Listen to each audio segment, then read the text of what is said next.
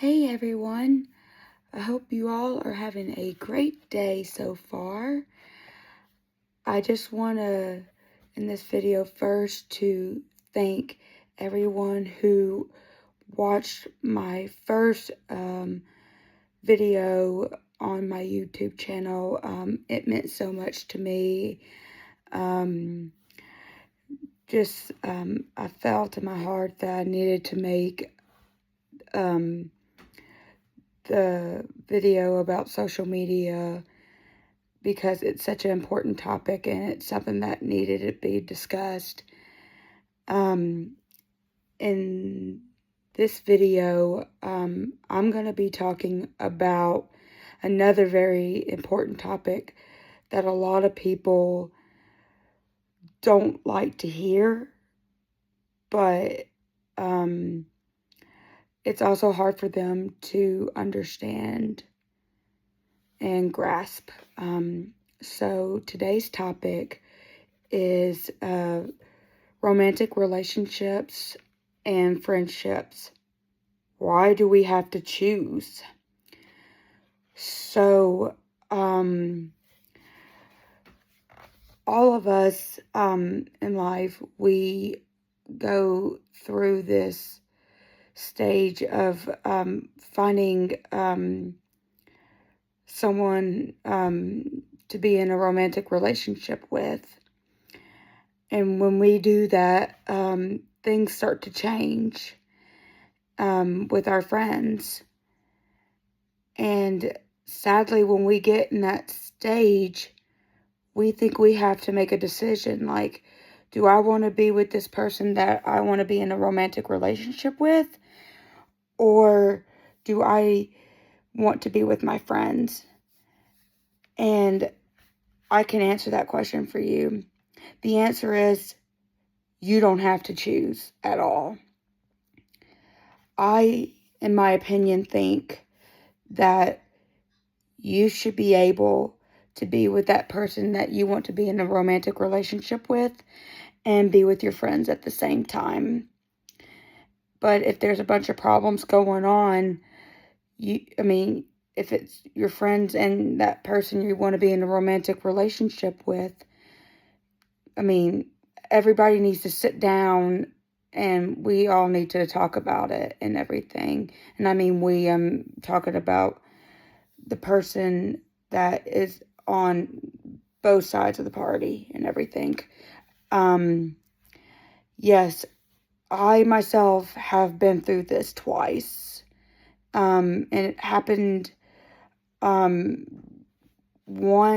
during college, my sophomore year, and the second time happened right after, like a year after college. I had two of my best friends, literally stab me in the back. And, my heart was broken into pieces and everything. I'll tell you the first story. So, I'll go with naming my best friend Blair. So, Blair had called me and told me that she's coming to Chattanooga, and she was meeting a friend just meeting a friend in Chattanooga somewhere, and she didn't even tell me where. So I said, okay, that's fine. You can go meet your friend. And she didn't tell me that she had a boyfriend. And so that boyfriend was her friend. And her boyfriend last year did not like me at all. He blocked me. I didn't have social media, but she didn't. He blocked me from text messages and everything, and he was just so mean to me and everything. And then sophomore year, like I said, when this happened, he started being nice to me all of a sudden, and I was like, "Why are you being nice to me all of a sudden?" And yes, I saw Blair, and the boyfriend's name, we're going to go with Jackson. Blair and Jackson were going out and everything, and Blair didn't tell me about this at all. Like, and I was her best friend, and I was the last person to know about this. And she was trying to involve my best friend that I was with. She was still going to school with me, but she was a year ahead of me. We're going to name her Catherine. And so Blair and Catherine were like texting about me after the weekend she came down down to Chattanooga. And like the entire weekend, she only spent like 10 hours with me the entire weekend. So she was mostly with Jackson. And I was nice enough to let Blair sleep in my bed in my dorm room. And of course, I asked my roommates, like, hey, can Blair stay with us so she wouldn't have to get a hotel? And my roommates, of course, were not, they were kind of like, but they're like, okay, yes, actually, of course, you're being considerate and asking if she can stay. And she stayed in my room, and I slept on the couch, and the couch was not comfortable. And we went out just for a couple hours on Saturday, and for the rest of the day, she was with her boyfriend, Jackson. And just to fast forward, she was with Jackson most of Sunday, and she lied about going home. She said she was going back home to Maryville, Tennessee, where she was going to school, and she lied, and she actually was going to spend more time with Jackson. And earlier I said that Blair was texting my best friend Catherine back and forth.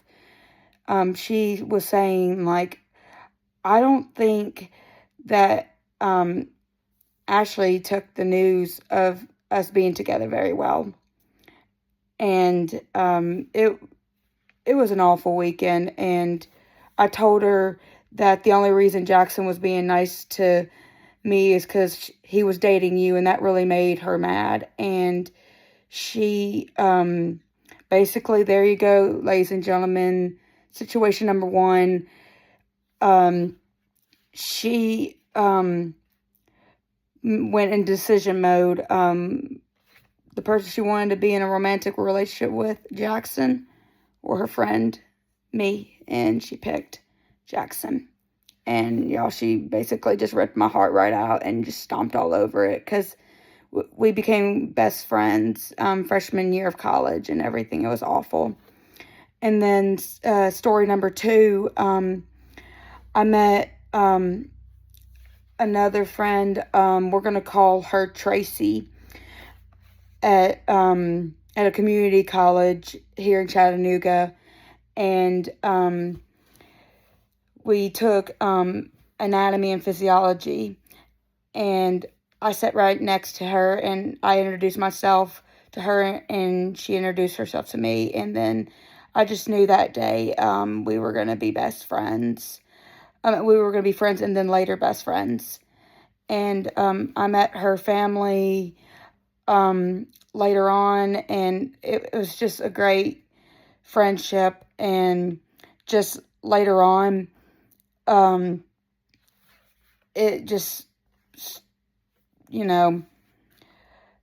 I started working with her at Panera and everything, so I can have a closer friendship with her and everything. And when I started working there, I met my future husband. We're gonna go with Dylan. I wasn't looking for a relationship at all, because I've been hurt by two other guys. We'll go with Jake and Jack. And I was like, after what those two guys did to me, I was just like, I cannot go through any more pain. And so I was just like, I'm not looking for a relationship. And, he just showed me signs that he liked me. And I was like, I'm sorry. I just can't, Dylan. I cannot be in a romantic relationship after all the pain I've been through in my life. And 3 weeks after I started my job at Panera, tragedy hit my family, and I preferred not to tell what that is. I apologize. But I just want to say, as time went by, Dylan waited for me over a year and a half after I lost a family member. And I just want to say, when I met Dylan, I never once got in that situation where I had to pick between my friends or the person I wanted to be in a romantic relationship with, because, like I said at the beginning, like I answered the question, you shouldn't have to pick between your friends or your person you want to be in a romantic relationship with. And to fast forward, my friend Tracy, she started acting very weird when she went off to East Tennessee State University toward the end of her career there, because she started keeping secrets from me. And usually, your best friend tells you everything. You tell each other everything. She told me about her ex-boyfriend, and we're going to call him Marcos. And she talked trash about him to me all the time, and I was a listening ear, and I talked trash about Jake and Jack to my best friend Tracy. And like, we were both talking trash. And eventually I heard from her mom that she was dating her ex again, and I was like, oh my gracious, like, why? And guys, keeping secrets from your friends is not a good idea at all. Like, that is going to cause a world of problems, and it causes trust issues, and it causes anger and sadness and depression. And I invited her to my wedding, and she was 45 minutes late to my wedding lunch. And I was like, are you okay? Why are you late? And she was like, I just lost track of time. And it took me so much to just not tell her to get out and not come back into my life and stuff. I was so mad at her. And like, she went to Maine with her ex-boyfriend, Marcos, for 10 days. And while she was there during her birthday. And I was like getting dressed one day to hang out with her. And it was like, she didn't even want to have anything to do with my husband Dylan at all. It was awful.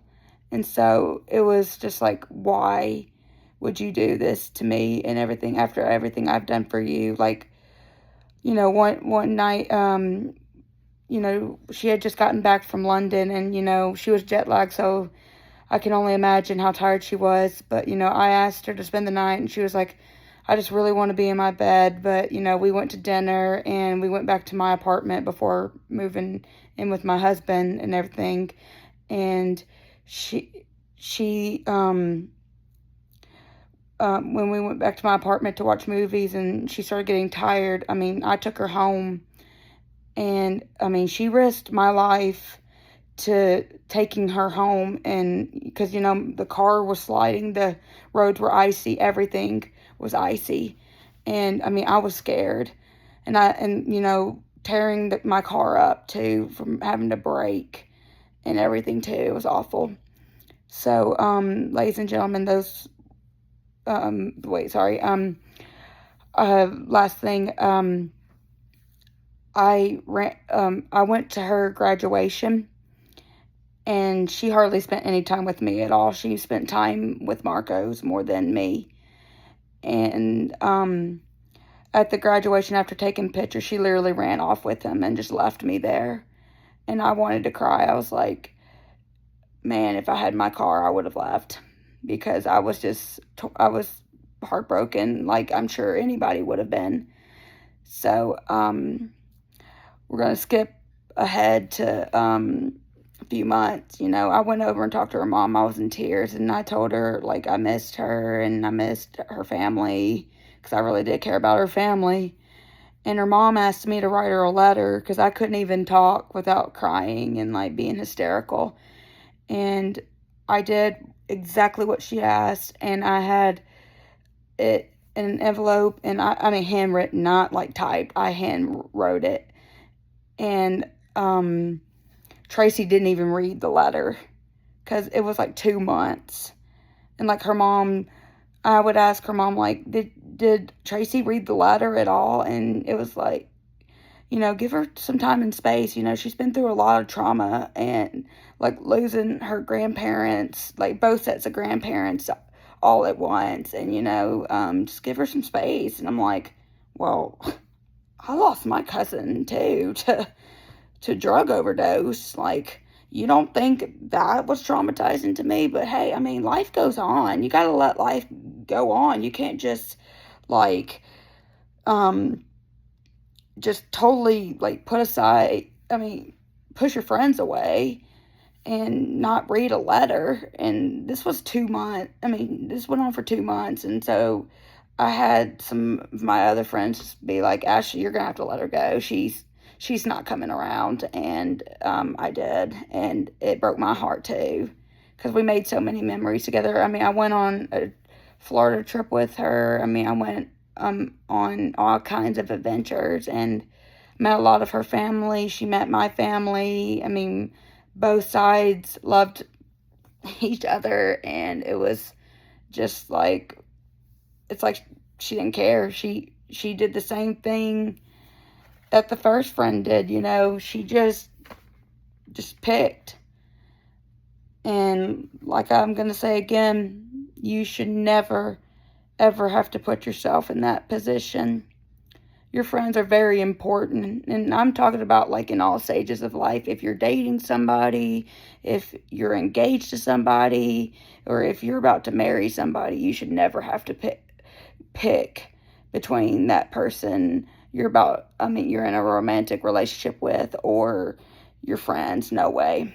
Because if you do that, if you get in that situation, like, especially if you pick the person you're in a romantic relationship with over your friends, you're really going to hurt your friends. And, if the person you're with, like, breaks up with you, you've lost everyone. And the chances of you getting your friends back are not very high. And you do not want to put yourself in that situation. I found this picture, and my dad and I discussed the picture, and it was two men that, like, they had like big knives behind their back, and they had a mask on, and it talked about having 7 billion people in the world and having 14 billion faces. Well, actually, there's 8 billion people in the world, which means there would be 16 billion faces, which means, all of us have 2 faces. So literally anyone can stab you in the back, even your best friend. So, like my last video in the social media, even on, not only just on social media, but in the real world, you need to watch out who you are letting in your life. If you start seeing red flags, you need to let people go. Yes, all of us make bad decisions, And we all need to and I want to say this too, like, we need to always listen to both sides of the story too, because I mean, if you just listen to one side of a story, like, it's like going to court. You are if you just listen to the first person's story, and the lawyers and the judge is like, okay, that's good enough for me, and everything like that, then guess what about the second person? The second person could be the innocent one, and the first person you just listened to is the guilty one. You don't know. You need to listen to both sides of the story. So yes, everyone, I'm sorry my stories were kind of long. They're a little bit longer than I thought, and I hope and pray that this video and my last video really helps. I mean, it's really gonna help you out, and it shows that there are people. I know that there are people out there who understand, besides me, who understand you. And people, I mean, if you are doing this, stop doing it. Because, I mean, you will lose everyone you love and care about. I'm not talking about family. I'm talking about your friends and, that romantic partner and everything that you're wanting to be with. I mean, you'll lose them. And I'll tell you this, the first friend I told you about, she's not even with the person anymore. I mean, this is awful to say, but that's actually kind of funny, because that's actually what you get for picking people. I mean, going down that path. So don't go down that path of picking people, because not only did she lose the person she was in a romantic relationship with, she also lost me, and she lost Catherine.